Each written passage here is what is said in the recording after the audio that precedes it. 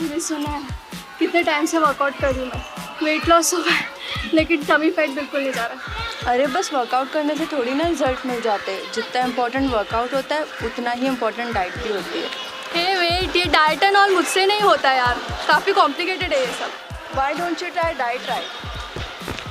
Exercise करना भी जरूरी है, लेकिन 100% वेट लॉस के लिए डाइट भी जरूरी है। इसलिए डाइटिंग में आपकी हेल्प करने के लिए आ गया है मुब्रा और कलवा में एक ऐसा ब्रांड जो 5 टाइम का डाइट फूड आपके घर पहुंचाएगा, जो कि सब ऑलिव ऑयल में बना हुआ होगा। उनके पास है क्वालिफाइड डाइटिशियंस जो आपके डाइट का ख्याल रखेंगे। डाइट राइट को कांटेक्ट करने के लिए डिटेल स्क्रीन पर दी हुई है।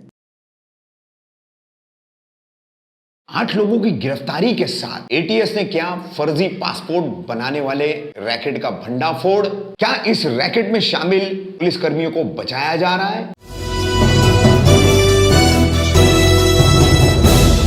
मैं रफीक कामदार, हिंदुस्तानी रिपोर्टर में आपका स्वागत है। Anti terrorism squad Mumbai Maharashtra, इसकी काला चौकी यूनिट ने एक विश्वसनीय खबर के आधार पर शिवड़ी परिसर से एक व्यक्ति को गिरफ्तार किया था, जिसका नाम उन्हें अकरम खान पता चला था। मगर अकरम खान को पकड़ने के बाद, उसकी पूरी जांच करने के बाद पता चला कि अकरम खान का असल नाम जो है वो अकरम नूर नबी अलाउद्दीन शेख, उम्र 28 वर्ष है और ये मूल रूप से नौलखी जिला बांग्लादेश का रहने वाला है और भारत में रहने के लिए उसके पास कोई पर्याप्त कागजात नहीं है। वीजा, पासपोर्ट वगैरह जो है या यहाँ जो भी आवश्यक कागज लगते वो नहीं है। अकरम नूर नबी शेख जो है, इसके पास से और भी एटीएस काला चौकी यूनिट को जानकारी मिली कि अकरम जो है कुछ लोगों की मदद से अन्य बांग्लादेशियों को फर्जी पासपोर्ट बनाकर देने का काम करता है।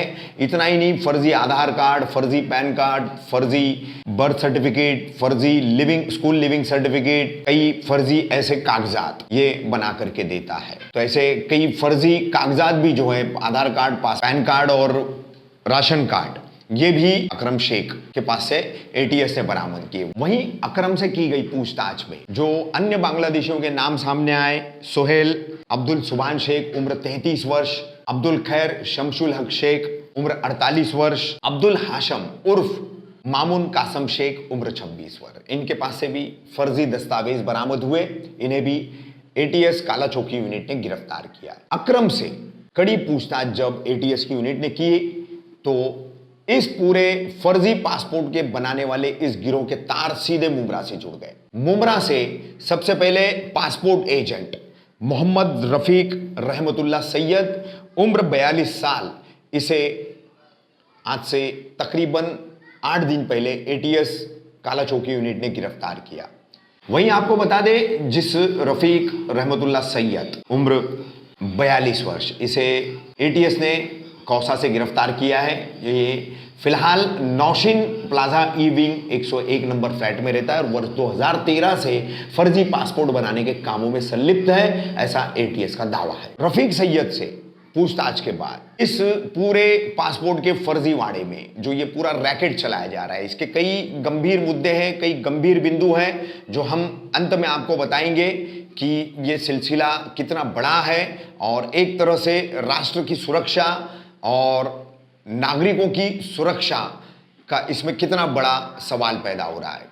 तो रफीक रहमतुल्लाह सैयद पासपोर्ट एजेंट, ये तकरीबन आपको बता दें, एटीएस ने जो अधिकृत रूप से जानकारी दी है उसके मुताबिक वर्ष 2013 से रफीक रहमतुल्लाह सैयद फर्जी पासपोर्ट बनाने के कारोबार में लगा हुआ है। रफीक रहमतुल्लाह सैयद से पूछताछ के बाद कौसा से ही चांदनगर परिसर में ऑफिस डाल करके काम करने वाले इदरीस मोहम्मद शेख, उम्र 57 वर्ष, इसे भी गिरफ्तार किया गया। इन सब का काम जो है, जैसे इदरीस मोहम्मद शेख जो है वो फर्जी या जाली birth certificate, living certificate, ration card, Aadhaar card, PAN card बना करके देने का काम करता था। इस काम के लिए जो रबर स्टैंप्स लगते हैं और जो प्रिंटिंग करानी पड़ती है, इसके लिए अलग तरह से एटीएस ने 2 और लोगों को गिरफ्तार किया है, जिसमें से वडाला से अवीन गंगाराम केदारे, उम्र 35 वर्ष, ये रबर स्टैंप बनाता था अलग अलग कोऑपरेटिव सोसाइटीज की और सरकारी दस्तावेज पर, जैसे birth certificate, living certificate, ration card, PAN card, Aadhaar card पर जो स्टैंप्स वगैरह जो लगाए जाते हैं, तो ये स्टैंप्स फर्जी अविन केदारे बना करके दिया करता था। बड़ी मात्रा में इसके यहाँ से इसकी गिरफ्तारी के साथ एटीएस ने स्टैंप भी बरामद किए हैं, रबर स्टैंप। उसके बाद इन तमाम चीज़ों की जो प्रिंटिंग करनी पड़ती है, तो प्रिंटिंग करने के लिए अपने लैपटॉप्स वगैरह से, कंप्यूटर से मदद करने वाला तलोजा का रहने वाला है नितिन राजाराम निकम, उम्र 43 वर्ष, इसे भी गिरफ्तार किया है। यानी ये 8 लोग गिरफ्तार हुए। अब आपको बता दें कि ये पूरा ताना बाना इसको पहली सतह पर, दूसरी सतह पर छानबीन करते हुए, कुरेदते हुए जो पूरी जानकारी सामने एटीएस काला चौकी यूनिट ने लाई है, उसके मुताबिक अब तक ये गिरोह लगभग 85 बांग्लादेशी नागरिकों के अवैध पासपोर्ट बना चुके हैं। 85। अब सवाल ये उठता है कि ये 85 पासपोर्ट रफीक रहमतुल्लाह सैयद और अकरम नूर नबी शेख जो बांग्लादेशी है, इन दोनों ने अन्य बाकी के साथीदारों के साथ मिल करके कहां बनाए?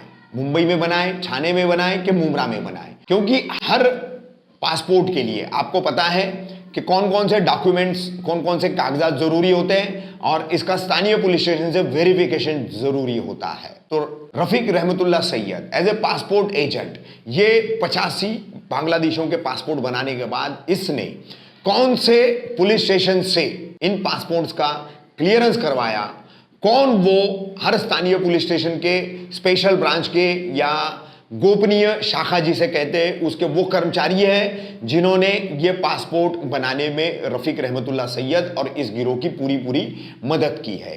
क्यों नहीं काला चौकी एटीएस यूनिट अब तक उन पुलिस कर्मचारियों तक पहुंच पाई है और उनके नाम उजागर कर पाई है?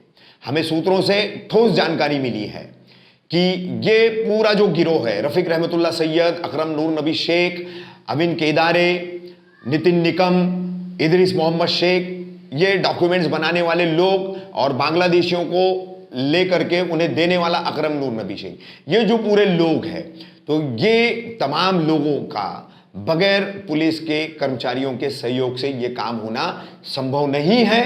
और सबसे बड़ी बात बता दें कि 3 से 6 हजार रुपए प्रति पासपोर्ट ये पुलिस क्लियरेंस के लिए, पुलिस वेरिफिकेशन के क्लियरेंस के लिए पुलिस कर्मचारी को देते थे। ये भी जानकारी सामने आई है जिसे हमें विश्वसनीय सूत्रों ने बताया है। लेकिन अहम बात यह है कि वो पुलिस कर्मचारी कौन है, किन्होंने इनकी मदद की है? क्या ये रफीक रहमतुल्लाह सैयद मुंब्रा का निवासी है, फर्जी कागजात बनाने में, जाली कागजात बनाने में उसकी मदद करने वाला 12,000 रुपए इदरीस मोहम्मद शेख लेता था? एक पासपोर्ट बनाने का रफीक रहमतुल्लाह सैयद 60 से 70 हजार रुपए लेता था और उसमें से 12,000 इदरीस शेख को देकर के ये कागजात फर्जी तौर पर living certificate, birth certificate, Aadhaar card, ration card, PAN card वगैरह उनसे बना के लिया करता था। तो उसके बाद ये डॉक्यूमेंटेशन कहां सबमिट होता था? ठाणे पुलिस आयुक्तालय के मुंब्रा जैसे किसी पुलिस स्टेशन में या मुंबई जैसे बड़े पुलिस आयुक्तालय के किसी अन्य पुलिस स्टेशन में? तो इसकी जांच होना जरूरी है। 85 अवैध बांग्लादेशियों को अवैध पासपोर्ट दिए गए हैं। बांग्लादेश में भी कई कट्टरपंथी आतंकी संगठन है, हो सकता है उनके भी कोई लोग आए हो और उनके भी पासपोर्ट बनाए गए हो। इस आशंका से परे नहीं देखा जा सकता, मुंह नहीं मोड़ा जा सकता। तो इसलिए काला चौकी यूनिट एटीएस और तमाम पुलिस महकमे की यह जिम्मेदारी बन गई है कि पूरी तरीके से फर्जी पासपोर्ट, वो भी अवैध बांग्लादेशियों को बना करके देने वाले इस रैकेट की आखिरी कड़ी तक जाए, जिनका अपनी प्रेस नोट में काला चौकी एटीएस यूनिट ने वांटेड आरोपी यानी वांछित अपराधी के तौर पर जिक्र किया है। हम निश्चित तौर पर कह सकते हैं कि वो वही पुलिस कर्मचारी है जिनकी मिलीभगत से पुलिस वेरिफिकेशन क्लियर करके ये 85 बांग्लादेशियों के पासपोर्ट बनाए गए हैं। अब देखना यह है कि एटीएस के हाथ इन दोषी और फर्जी पासपोर्ट बनाने वाले रैकेट में शामिल इन पुलिस कर्मचारियों के गिरेबान तक कब और कैसे पहुंचते हैं।